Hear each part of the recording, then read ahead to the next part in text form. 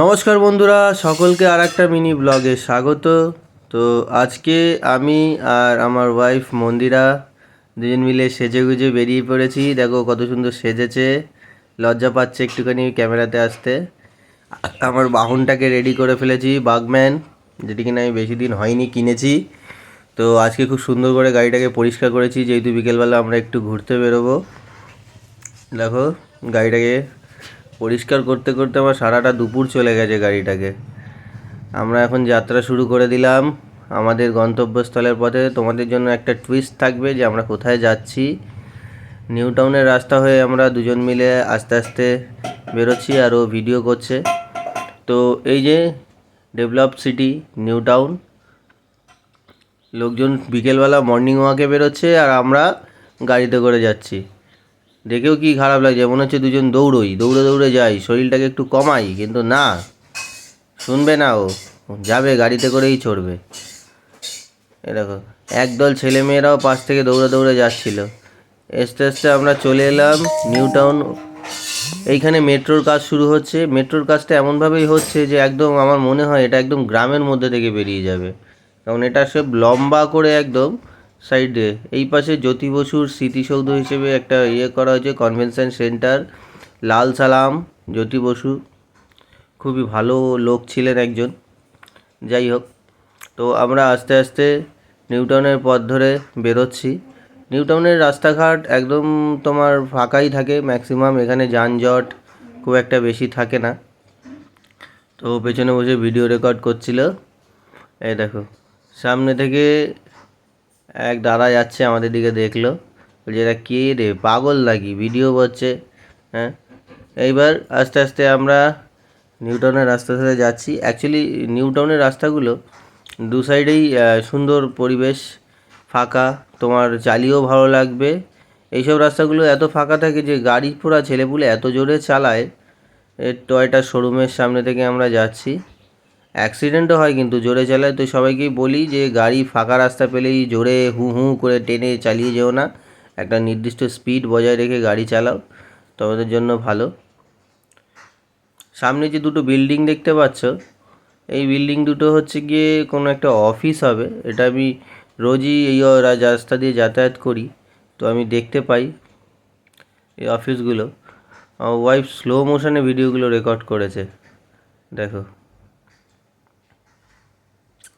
একজন সিকিউরিটি কাকা সামনে দাঁড়িয়ে ছিল, সিকিউরিটি কাকাকে দেখতে পেলাম না ক্যামেরা রেকর্ডিং, যখন আমি যাওয়ার সময় দেখছিলাম। ভাবো সারাদিন সিকিউরিটি কাকা ওইখানেই বসে থাকে। দাদা কি করছে কে জানে রাস্তায়।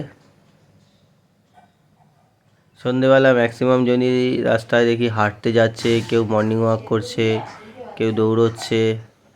ওই যে ওই দুটো বিল্ডিং দেখতে পাচ্ছ দূরে, ওটা হচ্ছে ওয়েস্টিন। ওখানে অনেক সেলিব্রিটিরা এসে স্টে করে থাকে। বিভিন্ন খেলার সময়, যেমন আইপিএল খেলা হলেও তখন সেলিব্রিটিরা এসে ওখানে থাকে।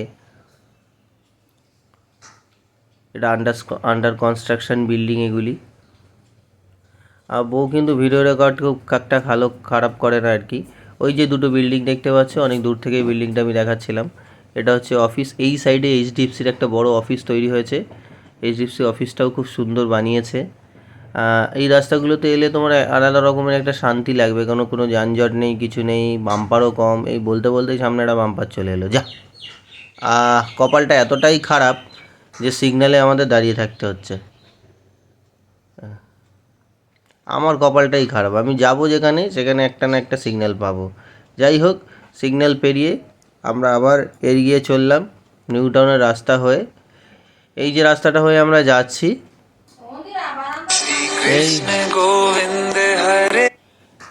এই রাস্তাটার বাঁ দিকটা গেলেই হচ্ছে আপনার কফি হাউস। আবার সিগন্যাল পেয়েছি আমরা। তো আস্তে আস্তে আমরা চলে এসেছি এই যে, হ্যাঁ, আমরা যে জায়গাটায় আসার কথা বলেছিলাম সেটি হচ্ছে ইসকন। এটা সাপুরজিতে তৈরি হয়েছে ইসকনের মন্দির। তো ইসকনের মন্দিরের ভিতরে ঢোকার পরে গাড়িটা পার্কিং করে এখানে বিভিন্ন স্টল তৈরি হয়েছে। এটা আন্ডার কনস্ট্রাকশান। 25 একর জায়গার উপরে কলকাতার বুকে ইসকনের মন্দিরটি হচ্ছে। তো সবাই যারা যারা কলকাতা এবং কলকাতার আশেপাশে থাকো তারা অবশ্যই এই ইসকনের মন্দিরটাতে একবার ভিজিট করো। আলাদা রকমেরই শান্তি এর ভিতরে।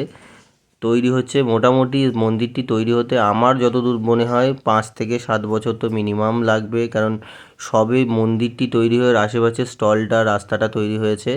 এখানে কিন্তু তোমরা এলে সন্ধ্যের পরে খাবার ব্যবস্থা আছে, 30 টাকা কিছু নেয়, যেখানে সন্ধ্যের খাবার তোমরা পেয়ে যাবে। এবং এই স্টলটাতে খিচুড়ি দিচ্ছিল ফ্রিতে, এবং যে যার মতো নিজের ইচ্ছে খুশি তোমরা এখানে দান করতে পারো মন্দির প্রতিষ্ঠানের জন্য, জায়গাটা ডেভেলপ করার জন্য। ঠিক আছে, ধীরে ধীরে আমরা ইস্কনের মন্দিরের কাছে এগিয়ে গেলাম। এই সাইডে মন্দিরের কাজ হচ্ছিল, এখানে আরও একটা বিল্ডিং তৈরি হচ্ছে।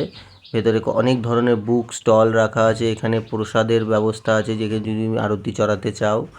এখানে একটা বাচ্চাকে দেখছিলাম পড়ছিল। এই যে ভেতরে মন্দির, সবাই সন্ধ্যা আরতি করছে এখানে।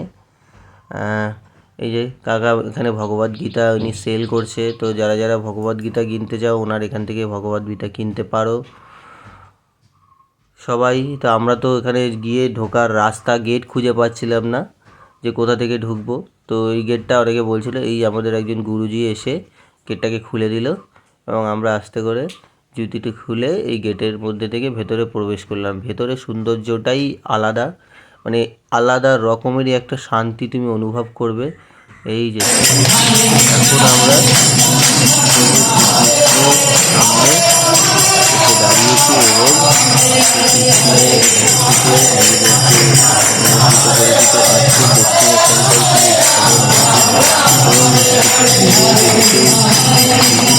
চাও বা ভবিষ্যৎ তোমার মনে বিষাদ মনে ভগবানের অনুষ্ঠানে আসো, অসম্ভব ভালো লাগবে, তোমার অসম্ভব ভাবনা একদম সুন্দর হয়ে যাবে। এত সুন্দর ভক্তি এখানে দেওয়া হয়, নিঃসন্দেহে তোমাদের ভালো লাগবে। ভিতরে সুন্দর, সব মানুষজন সুন্দরভাবে ঘুরে